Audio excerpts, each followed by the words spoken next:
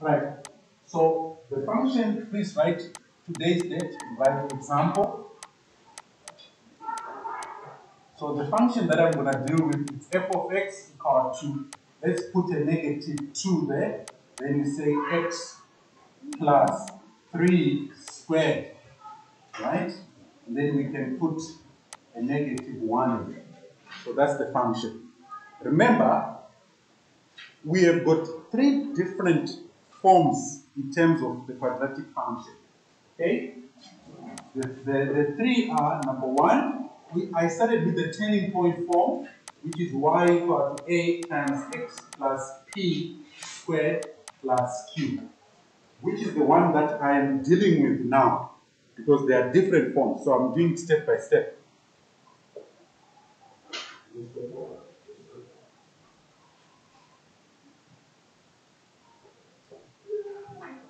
Right? Then number 2 is y equal to ax squared plus bx plus c. I'm going to deal with that form later on. Then the third one is the X-intercept form, y equal to a times x minus x1 times x minus x2. That's called the X-intercept form. So the quadratic function has got those 3 forms. Okay, it's got those 3 forms, and you need to be familiar with all 3 because the questions, they come in different forms. You see later when I start doing interpretation questions, right? They will bring different types of questions, and you need to know those. So at the moment, I am concentrating on number 1. Okay, that's where I am. Right. So first thing, let's find our x-intercept, okay, for this graph. So I'll write here x-intercept. Now you find the x-intercept if you substitute f of x, which is the same as y, to 0. So where there is f of x there, we put 0 there. Remember, f of x is y, okay? Even if there's g of x, it's also equal to y. Right? So don't get confused there. Right? So where there is f of x, I'm going to put 0. Okay? So I have substituted this f of x by 0. Right? That's on the left hand side. On the right hand side, I'll write it as it is. The objective is for me to determine the x-intercepts, that is, the values of x such that the quadratic graph touches the x-axis. Right, now, as I told you last time, there is no need to remove brackets. There is no need to remove brackets. Right? All you can do is take the minus 1. Now, sometimes you might have to, especially if you can't find the square root. Okay? Let's see what's going to happen here. So if I take the minus 1 to the left, it becomes a positive 1. Am I right? So then you get positive 1 equal to minus 2 times x plus 3 squared. Right? Then the next thing, if I divide by minus 2, okay, I'll end up getting 1 divided by minus 2 is equal to minus 2 over minus 2 times x plus 3 squared. Right? Now, that will give me minus a half on the left. Okay? Minus a half on the left. And then on the right hand side, I'm going to have x plus 3 squared like that. Now, is it possible to find the square root of minus a half if I take square root of both sides? It's not possible. Now, in this case now, you have no other option but to expand this. You expand it to this form here. To form number what? Number 2. Okay? So that you can form a quadratic equation. That's why I did quadratic equation for grade 9, grade 10. Right? In grade 11 as well. So, I'll write this as minus a half is equal to x plus 3 times x plus 3. Okay? Then you use FOIL from grade 9. FOIL. X times x will give you x squared. X times 3, that's 3x. 3 times x, that's another 3x. 3 times 3, that's a 9. And on the left is 2x minus a half. What is the objective? To create a quadratic equation and then I can solve for x. So, and then I'll take the minus a half to the right. I'll end up getting x squared plus 6x. If I take the minus a half, it becomes positive a half. And then I'll end up getting 9 and a half plus 9 and a half. So that's now a quadratic what? Equation. Now, to solve that, you did factorization of a trinomial, quadratic equation. You can use the quadratic formula. You can complete the square. Now, the easiest method is to complete the square. Okay? Or you can use your calculator. So I'm going to complete this. I'm going to use the quadratic formula. Right, allow me to go to the next page. So if I use my quadratic formula, it's x equal to minus b plus or minus the square root of b squared minus 4ac all over 2a. Now, this equation, my b is 6, my a is 1, my c is 9.5. Yes. So for 9.5, you put it as 19 also. Yes, you want to. Right? So my b is 6, so I'll put minus 6 there, plus or minus the square root. My b squared, that would be 6 squared minus 4 times 1. C is 9.5. Okay? All over, or you can put this c as 19 over 2. Can you please be part of the lesson? Be part of the lesson. 2 times 1. So this will give me minus 6 plus or minus the square root of 36. That will be minus. Now, 4 times 9.5. Okay? Now, I'm sure you can agree with me that 9.5 times 4, it will give you what? Remember, this 19 over 2. It means 19 over 2 times 4 will give you what? Huh? You've got calculators. What is 4 times 9,5? 38. 38. Right? So this is all over 2. Now check this. Do you see that our discriminant is negative 2? Remember you did quadratic equation. You remember? This is called the discriminant if you forgot. The number inside the square root sign is called the discriminant. Now, is it possible to find the square root of negative 2? No. So what that means is there are no x-intercepts. Okay? It means that graph has no what? X-intercepts. So you write here, therefore, x is undefined. Hence, there are no x-intercepts. This is a very unique situation. Okay? There are no x-intercepts. Alright? It is very much possible that you can encounter a question like this. It's very much possible. Don't forget that you did the quadratic formula, you did nature of roots. Remember, you even did an investigation on nature of roots. That concept in term 1, it is applicable under graphs. Right? So there are no x-intercepts. So let's find the y-intercept of this equation. Right? Now the y-intercept, we just have to substitute x equal to what? To 0. Can I carry on? Right? So the y-intercept. Right? You get the y-intercept when x is 0. You substitute x equal to 0 into the equation. So our equation is f of x equal to minus 2 times x plus 3 minus 1. So where there is x here, I'm going to put 0 there.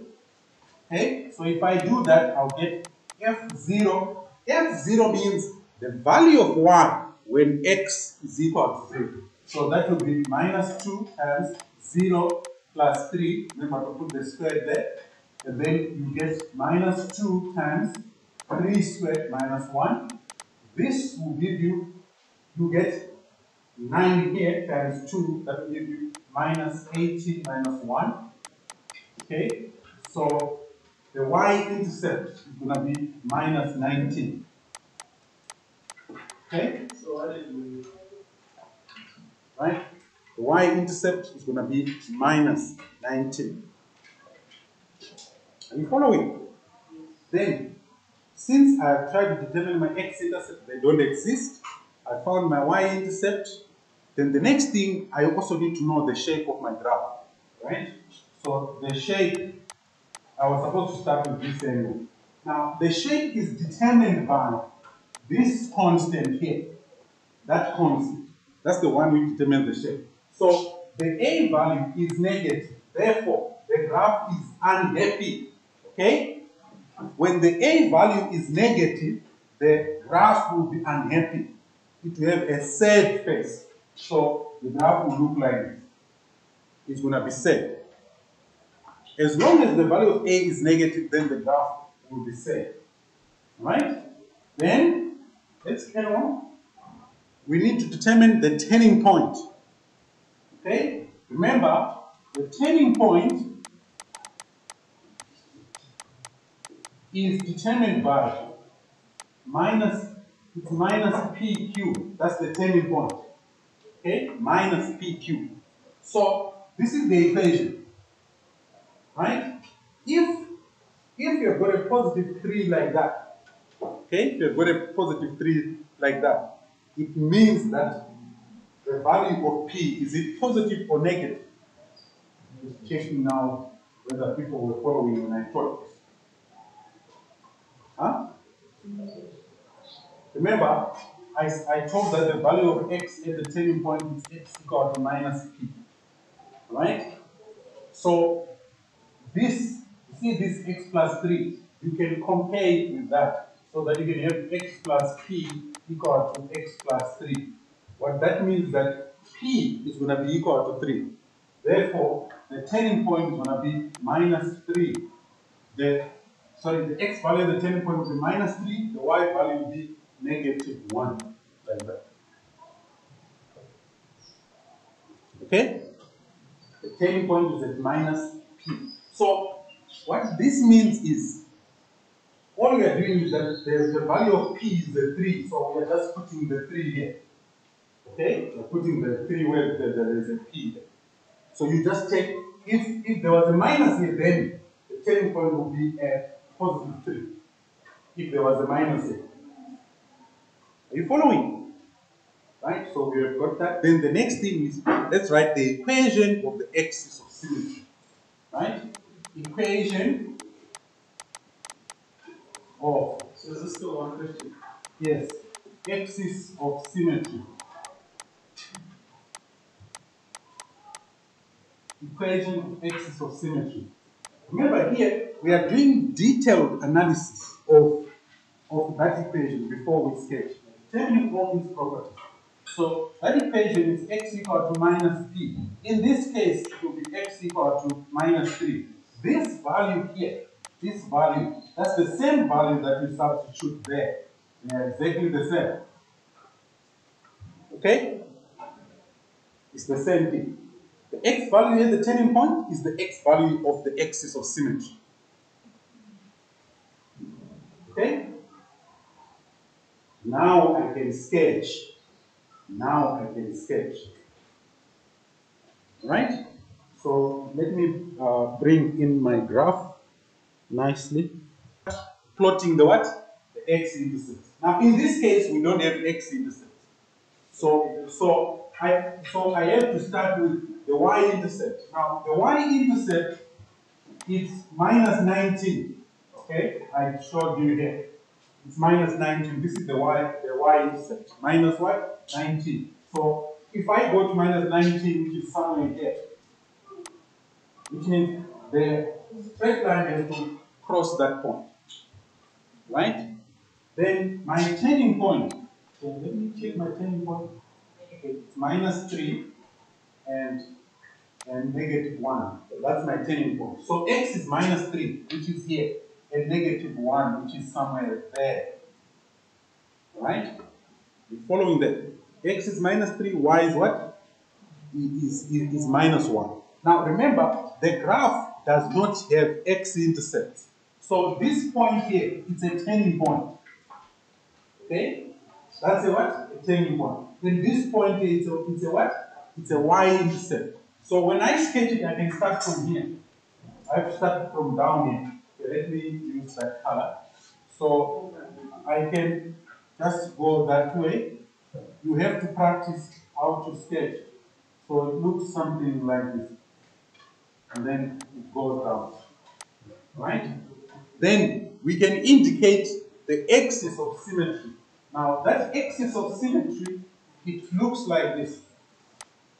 It is a line which passes through x equal to minus 3. So that will be my axis of symmetry. Its equation is x equal to negative 3. So, Yes. is there a horizontal axis of symmetry? Or only the No. It's always a vertical line. So how many people got a bunch of layers in one car and they ask for axis of symmetry? Okay.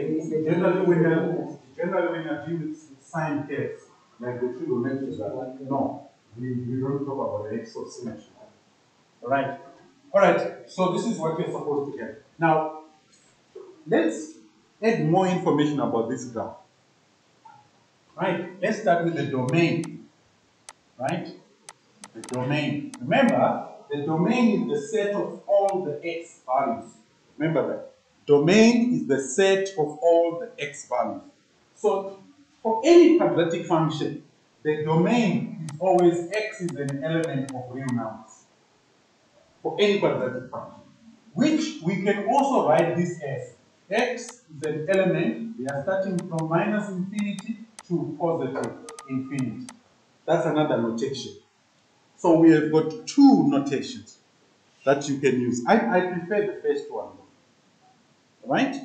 Then the range. Now, the range is the set of all the y values. So your range, it is the set of all the y values. Now, when a graph or a quadratic graph has got a turning point, which is the maximum, okay, which is here, the turning point is there. That's the maximum value of y. Whatever value of y is there, that's the maximum. And the value that's here is equal to negative 1. So negative 1 is the maximum. The minimum is minus what? Infinity.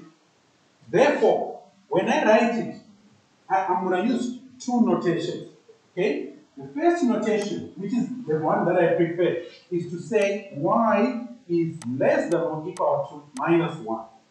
But when I write this, okay, I have to state that y is an element of what? Of real numbers. Or you can start by stating that y, but sometimes as teachers, this y is an element of real numbers, but we don't penalize you if you just write y is less than or equal to minus 1. Right? This is one notation. The other one is to write it as y is an element. We are starting from minus infinity. That's our minimum. Always, when you're writing the domain and the range, you start with the minimum. Always. So, y is an element of negative infinity up to minus 1. Then you put a square bracket. The square bracket indicates that you are including that minus 1. It's part of the range. Alright? Any questions so far? Alright. Do you remember? I'm sure your grade 10 teacher taught you. Have you ever done increase? Have you ever heard of what I call increasing and decreasing functions? Alright, it's also part of grade 11, or it's taught in grade 10. Now, a function is increasing, okay, if the gradient is positive. That is, if both the x and y values are increasing. Remember, the y values will, okay, the x values will always increase, but the y values can increase or decrease So you may also be asked for what value of x is the graph increasing or decreasing. That's part of interpretation, okay, which you might have to know about later on. We're going to do that. So I've done the sketching. So I'm going to stop here. Then I'm going to give you your own class exercise.